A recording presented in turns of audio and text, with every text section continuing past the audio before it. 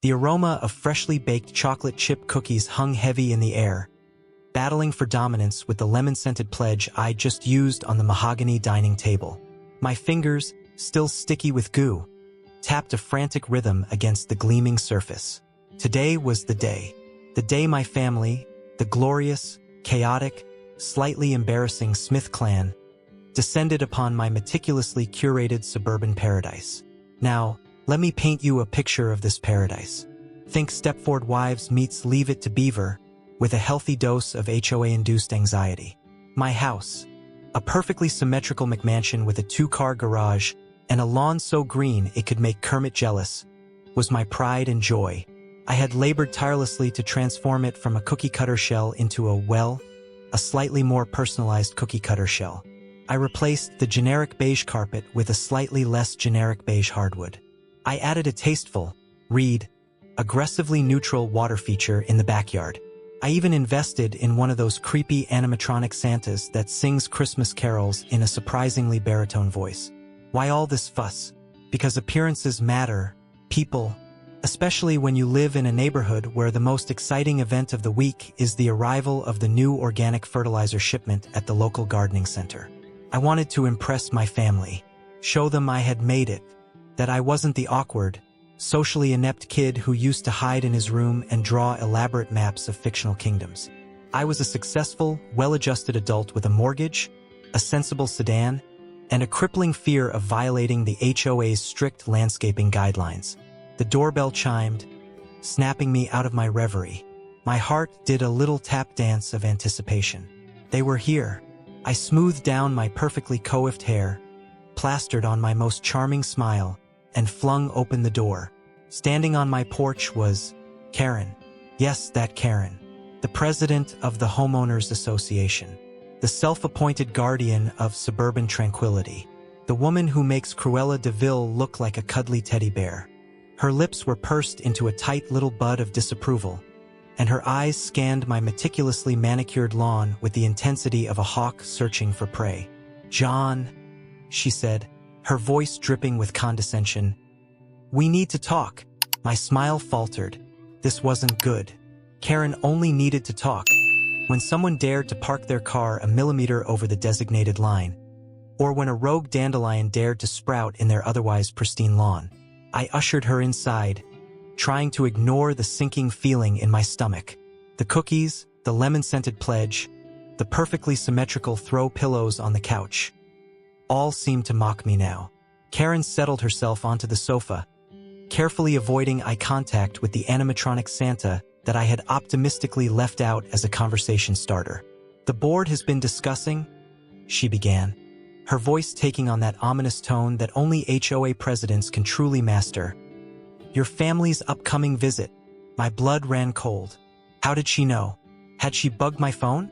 Was she monitoring my internet activity? Was she secretly a highly trained operative for a shadowy organization dedicated to maintaining the pristine facade of suburban America? "And," I prompted, trying to sound casual, as if I wasn't seconds away from developing a full-blown panic attack. "And," she continued, drawing out the word with excruciating slowness, "we have concerns." Concerns? What kind of concerns? Did she think my Aunt Mildred was going to let her prize-winning poodle off its leash? Did she fear my Uncle Jerry would start a raucous game of lawn darts at 3 a.m.? Did she suspect my teenage cousin Tiffany of harboring, alternative hairstyles? "Specifically," Karen said, finally making eye contact, her gaze as sharp and unforgiving as a freshly sharpened hedge trimmer, "we are concerned about the potential for disruption to the community's well-being." She then proceeded to unleash a litany of complaints, each more ridiculous than the last. My family's excessive noise levels. Apparently, laughter above a whisper was considered a violation. Their unorthodox parking habits. Apparently, anything other than a perfectly parallel park was considered an act of aggression. Their unacceptable fashion choices. Apparently, anything other than beige was considered an affront to good taste. But the piece de resistance, the moment that truly sent me spiraling into a vortex of incandescent rage, was when she uttered these words. "Therefore," she declared, her voice ringing with the authority of a small-town dictator. "The HOA has decided to disinvite your family from visiting." Disinvite? Disinvite? Was she serious?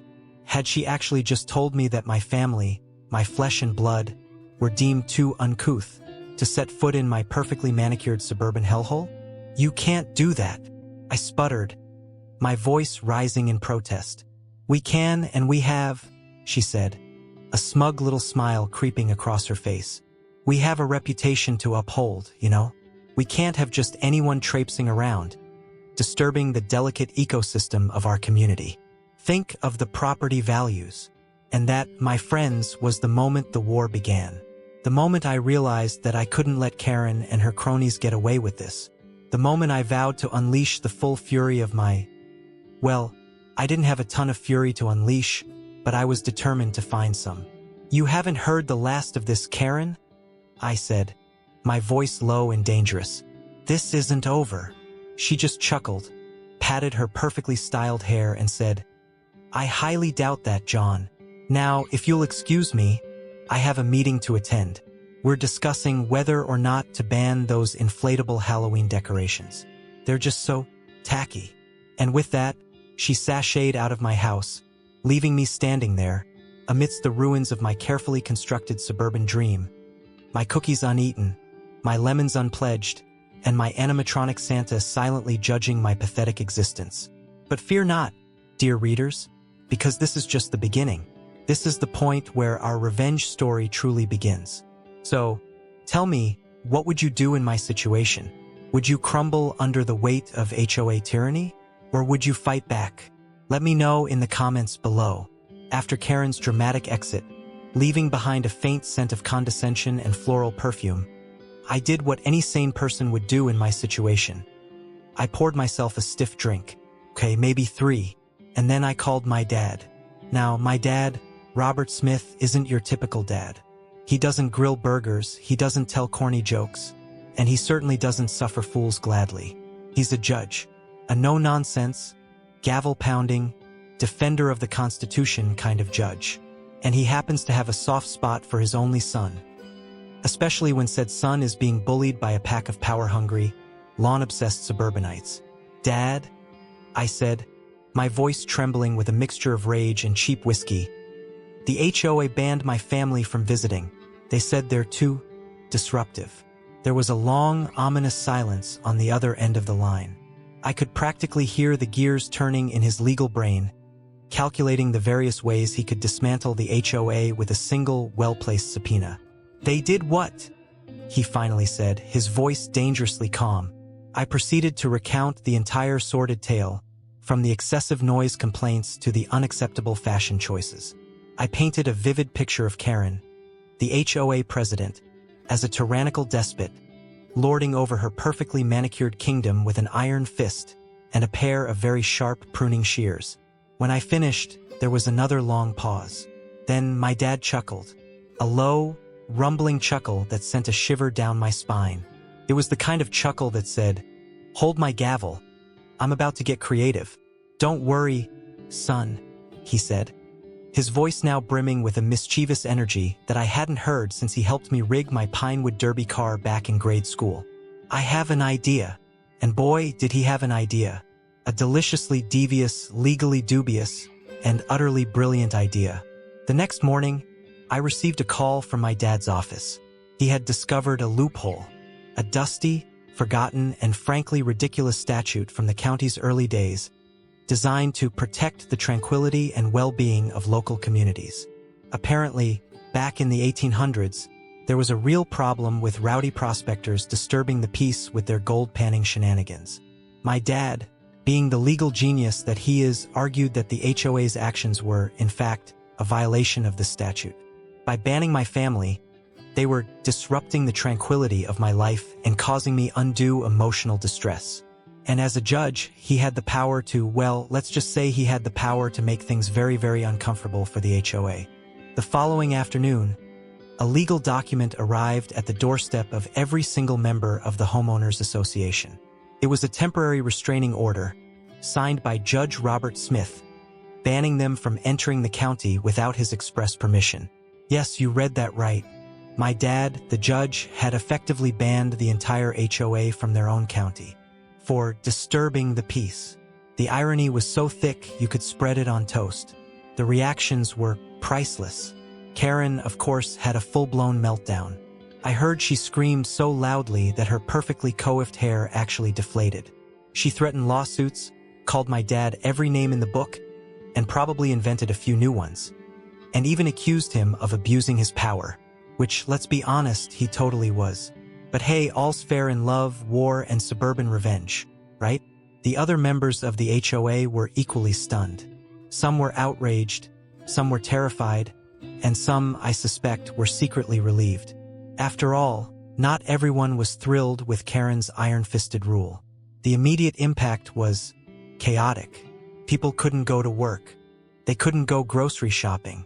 They couldn't even take their kids to school. The entire community was essentially under house arrest, all thanks to my dad and his ancient statute. It was beautiful. Of course, the local news picked up the story. Judge bans HOA from entire county, the headlines screamed. The internet exploded with memes and commentary.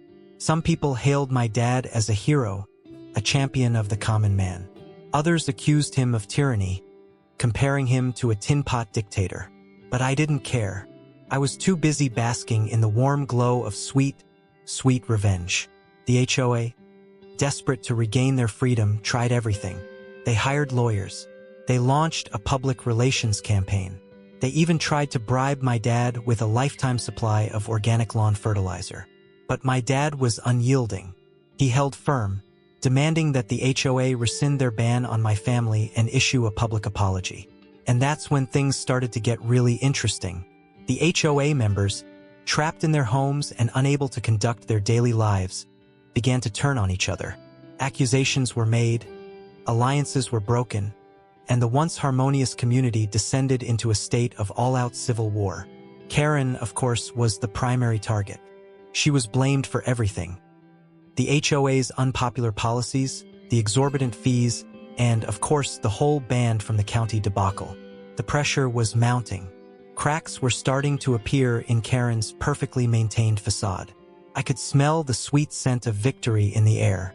But just when I thought I had won, a new player entered the game. Someone who threatened to derail my entire revenge plan. Who could it be? A disgruntled HOA member seeking revenge?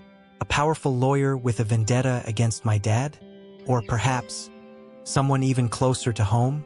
The county was in chaos. The HOA members, trapped within its borders like disgruntled zoo animals, were tearing each other apart. Accusations flew faster than dandelions in a hurricane. The carefully constructed facade of suburban tranquility had crumbled, revealing the petty jealousies, simmering resentments, and hidden neuroses that festered beneath the surface. It was glorious. Karen, naturally, was public enemy number one. Her once loyal followers had turned against her, blaming her for the entire debacle. They picketed her house from across the street, since they couldn't legally set foot on her property. They vandalized her prize-winning rose bushes with organic fertilizer, no less, a passive-aggressive act of horticultural warfare.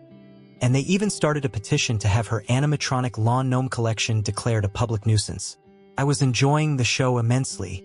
Sipping my morning coffee, I'd scroll through the local news, chuckling at the latest HOA-related outrage. It was like watching a reality show, only funnier and with higher stakes. Property values, people. My dad, meanwhile, was basking in the limelight.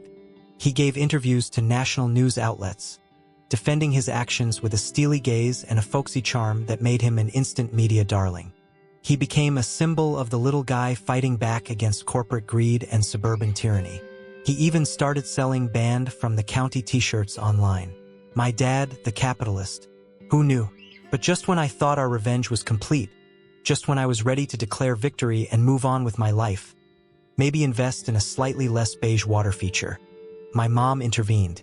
Now, my mom, Eleanor Smith, is a force of nature, a retired lawyer, a passionate advocate for social justice, and a master of the withering glare. She's the kind of woman who can silence a room with a single raised eyebrow. And she was not happy with our little revenge scheme. "Robert," she said, her voice sharp enough to cut glass. This has gone far enough. My dad, usually unflappable in the face of legal challenges, visibly flinched. But Eleanor, he stammered. They banned John's family. They deserved it. That's not the point, Robert, she said, her eyes narrowing. You're a judge. You're supposed to uphold the law, not abuse your power for personal vendettas. And then she turned to me. John, she said, her voice softening slightly. I understand you were upset, but this whole thing is ridiculous.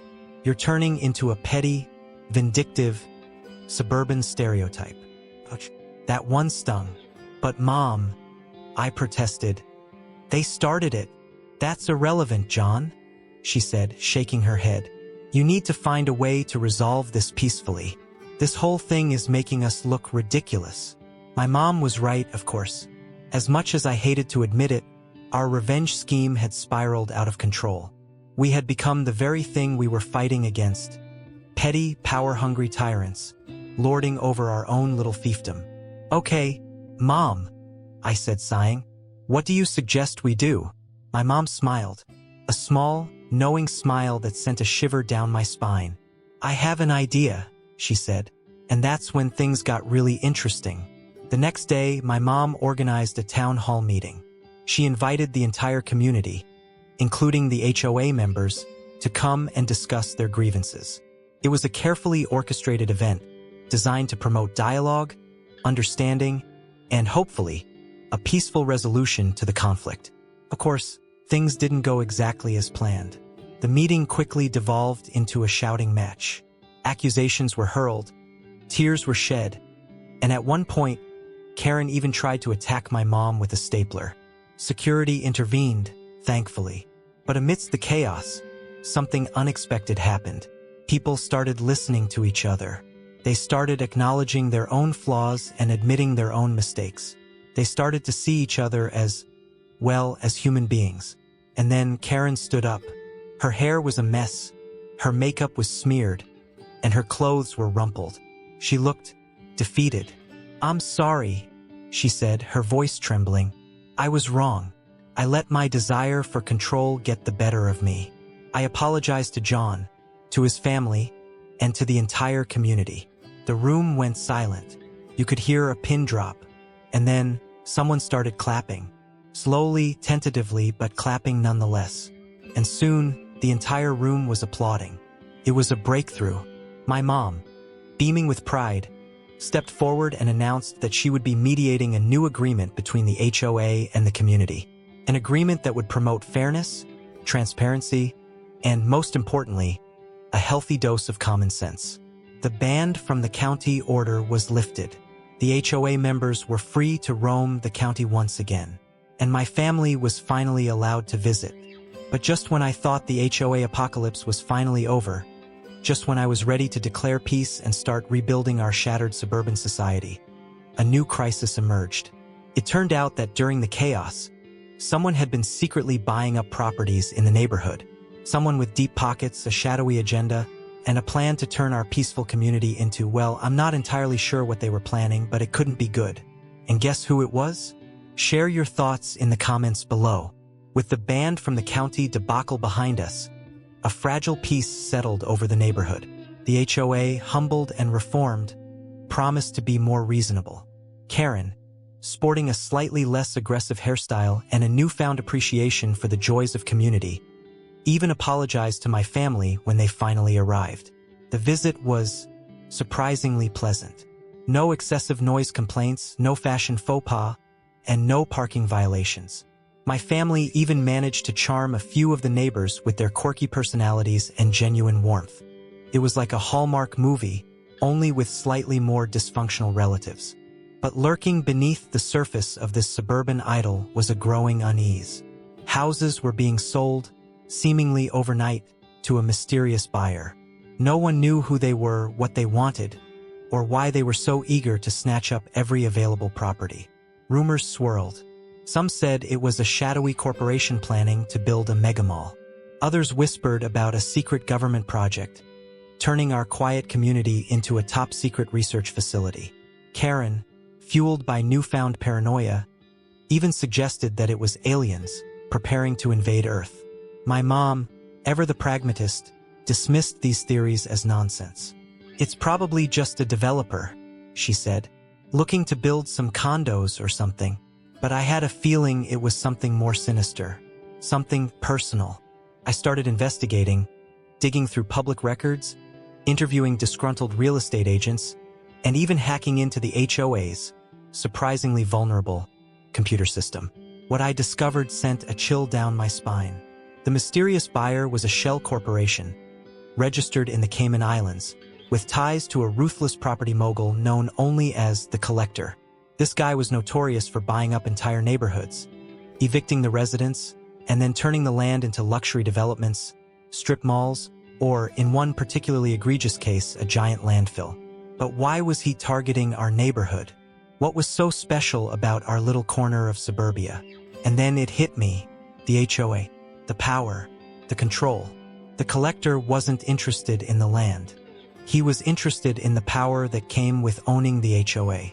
He wanted to turn our community into his own personal playground, a place where he could dictate every aspect of our lives, from the color of our houses to the length of our lawns. The thought made my blood boil. I couldn't let this happen. I had to stop him. But how? He was a wealthy, powerful, and utterly ruthless individual. What chance did I, a middle-aged suburbanite with a crippling fear of HOA violations, have against him? And then I had an idea. A crazy, reckless, and morally questionable idea. I decided to fight fire with fire. I decided to become the Collector myself, using my newfound knowledge of shell corporations and offshore accounts. Thanks, Internet. I started secretly buying up properties in the neighborhood. I drained my savings, maxed out my credit cards, and even borrowed money from my dad, who, surprisingly, was all for it. It was a risky gamble.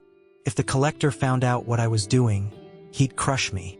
But I was determined to protect my community, even if it meant sacrificing my own financial stability and possibly my sanity. The bidding war was intense. The Collector and I went back and forth, upping the ante with each offer. The prices of houses skyrocketed. Real estate agents made a killing, and the HOA members, oblivious to the battle being waged around them, simply marveled at the booming market. Finally, after weeks of relentless negotiation, I managed to secure the last remaining property. I had done it. I had bought up every single house in the neighborhood. I was the landlord. The Collector, enraged, confronted me at the next HOA meeting. "You can't do this," he screamed, his face contorted with fury. "You're ruining everything." I just smiled.